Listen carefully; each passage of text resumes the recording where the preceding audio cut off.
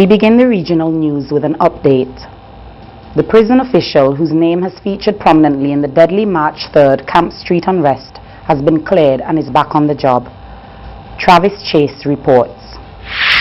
But I will say whatever allegations were levied against me, I'm quite sure that in my testimony that will be given to this commission, all of the evidence on my part will be presented in full to the commission.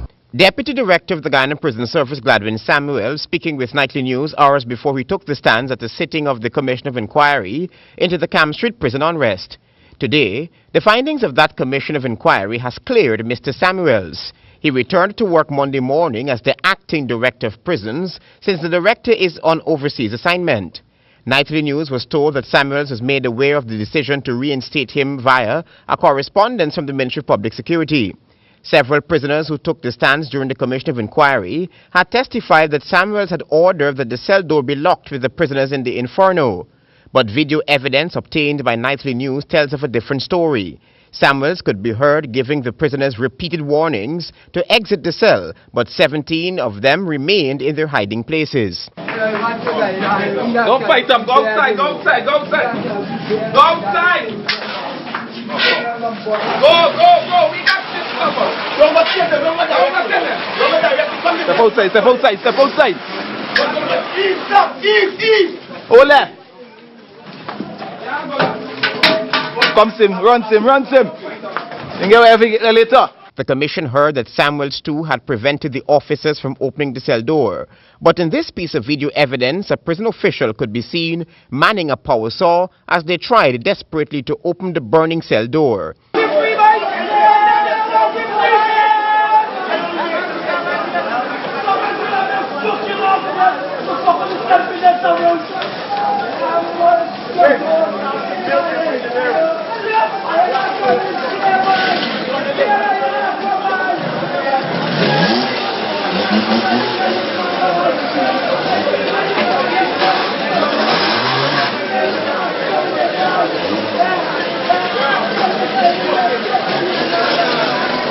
Samuels had from the onset denied the accusation by the prisoners, saying that many prisoners objected to his strict style of management. Travis Chase, HGP, Nightly News. And now to St. Lucia. 3 days ago, as political campaigning approached the home stretch, St. Lucia's main opposition party had revealed its plans for the country if voted into office. A Tuesday night political meeting in Gros Islet saw the official launch of the United Workers' Party 2016 manifesto. The document seeks to expound on the UWP's 5 to Stay Alive, referring to 5 key areas of development the party wishes to tackle if elected. Addressing a crowd of supporters, UWP political leader Alan Chasney highlighted the perceived shortcomings of the current St. Lucia Labour Party regime. The issue of unemployment was the predominant theme throughout his address, taking aim at the incumbent's employment programs.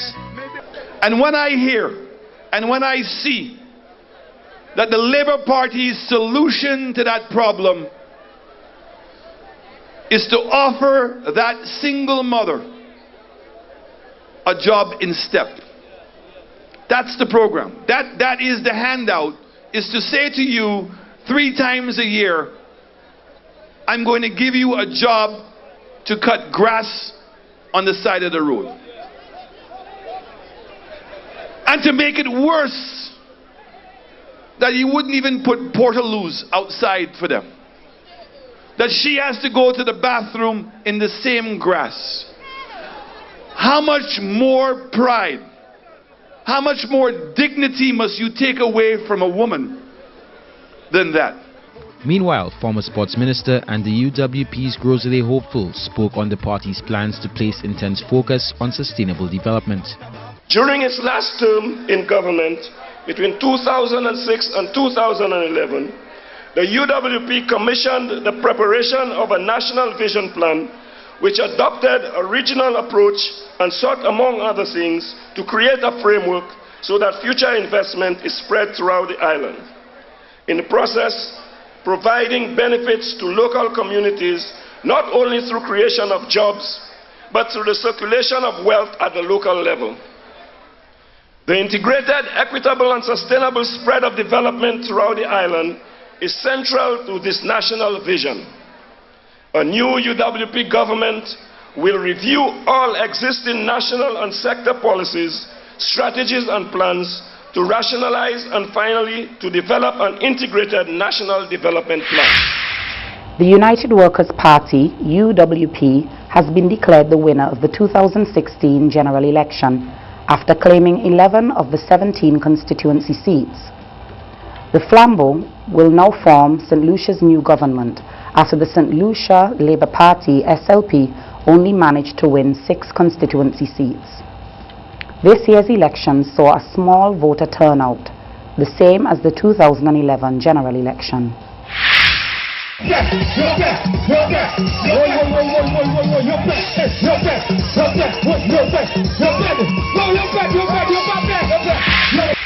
The SLP a day ago denied visa revocation claims. The allegations emanating from political activist group United PAC points to Senator Victor Lacobiniere and External Affairs counterpart Alva Baptiste. In an interview with HTS News Force Thursday afternoon, Lacobiniere described the allegations as, quote, absolutely untrue and a calculated lie. Furthermore, the Justice Minister zeroed in on star publisher and talk show host Rick Wayne as the original source. The rumor, he says, began when the Impact's investigation into alleged extrajudicial killings by an ad hoc police unit commenced in late 2013. He first made a publication in his newspaper, went on Timothy Polio's show and on his show, and said a number of things related to that which were actually and totally untrue. At the time, and I think it was just around the time or very soon after, I traveled to the United States, and that brought a complete stop to Rick Wayne because he knew that he could not continue in the face of the lie that he had made. A few weeks ago, interestingly enough, Rick Wayne started the same kind of rumor again. And today we see United PAC suggesting that my visa has been revoked. I can say to you that United PAC is also a feedback to the United Workers' Party. And there are some key journalists who are operatives of the United Workers' Party in United PAC. The National Security Minister says the allegations are not only an effort to cause damage to his reputation, but to discredit the government and political party with which he is associated. Quite conveniently, Lacobiniere notes, the rumors have surfaced on the eve of the general election. I will also add that in a few hours the police, fire and corrections are also going to be voting. Do you believe that's an accident that this was done now? It's no accident. It's also an attempt to influence that vote in a negative way against the St. Lucia Labour Party and the government. And it's really despicable conduct. I would say that, you know, in the scheme of elections, everyone has the right to try to influence votes and to influence people, but this conduct is really just despicable. And I'm calling on the leader of the United Workers' Party to bring an end to this nastiness, because if not, he will be held responsible and accountable for this. IKtv News has dug to find footage showing that the UWP leader, Alan Chastanet, has voted. Can you just show the camera? Alright. Your experience? It was a bit confusing because basically there was 2 polling divisions inside here today. And it was not very well demarcated. So there was A1C and A1D. And unfortunately, even the administrators didn't understand that there was 2 polling divisions. So when somebody went online and they saw they were in the Johnson Center, and I understand it was even more confusing this morning. But I think eventually they've gotten it worked out. So after being in the wrong line at first, and then having to go back into the next line, but you know, that's what it is. And I'm seeing a lot of people being very patient, clearly, but some people obviously have been frustrated by the system. And do you think that frustration might lead to people just walking away and not voting? I think it did, you know, but hopefully that's you know, a very small few. I think that there's a tremendous amount of commitment here to get it done, and I've seen a lot of people go to great lengths to make sure their name was on the list and get it sorted out. But do you think that has a lot to do with the unpreparedness of the Prime Minister and also the Electoral Department? Well, you know, I think it's more to do with the continuous changes with the polling divisions. And so people get accustomed to one polling division. So we used to have Indies, and there was also the Aquatic Center, and now everything's been subsumed into one. So once you do that, then there's always a learning curve initially. And I think it's something that they're obviously going to have to review.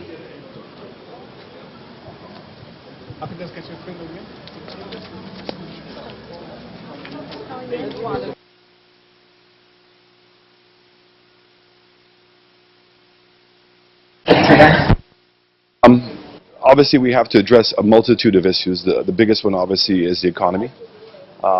Carrie Chris's report is due out any day now. And unfortunately, I don't think it's going to be good news. When we look at the tourism arrival numbers, we've seen a 20% decline in the cruise ship numbers. We've also seen a significant decline in our Canadian and our British market. So we're going to have to try to get that resolved as quickly as possible. Why is the campaign so nasty? I get the feeling that this campaign hasn't been about issues, it's been about personalities, and that the electorate has been forgotten in it. It's been a very nasty campaign. It doesn't seem to make any sense to anybody. Why? Well, I think that you're speaking to the wrong person, because we actually have run a campaign on issues.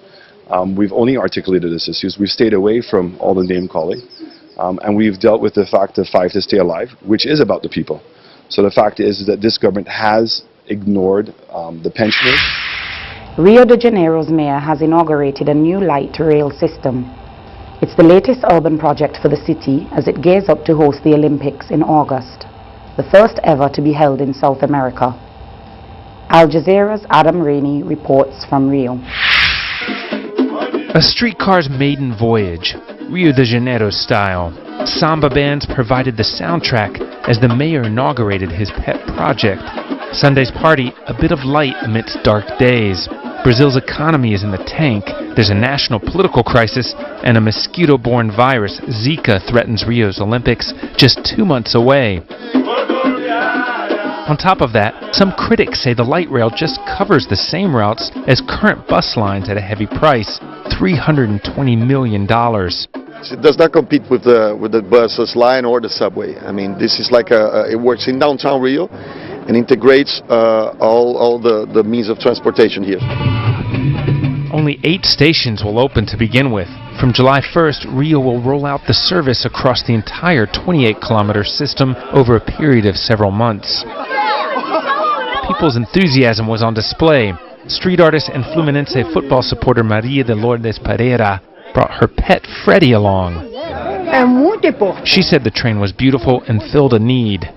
The streetcar route cuts through the heart of historic Rio de Janeiro, a part of the city that's really been run down and dangerous for decades. But in recent years, the government's been investing heavily here with an urban renewal program, and they hope that this new line attracts people to come see part of Rio that they really don't know that well. The hope is the new system with 2 lines will live on long after the Olympics. Without a doubt, it's going to be a cultural and historical legacy. It's too early to tell if it's going to work well and be a success, but I'm optimistic. The fanfare surrounding the shiny new train was a success. What's not clear is whether Rio's leaders have managed to convince Cariocas, the city's residents, that all the spending for the games and infrastructure is really money spent on them too. Adam Rainey, Al Jazeera, Rio de Janeiro. And this brings us to the end of the regional news. We now go to the international news update.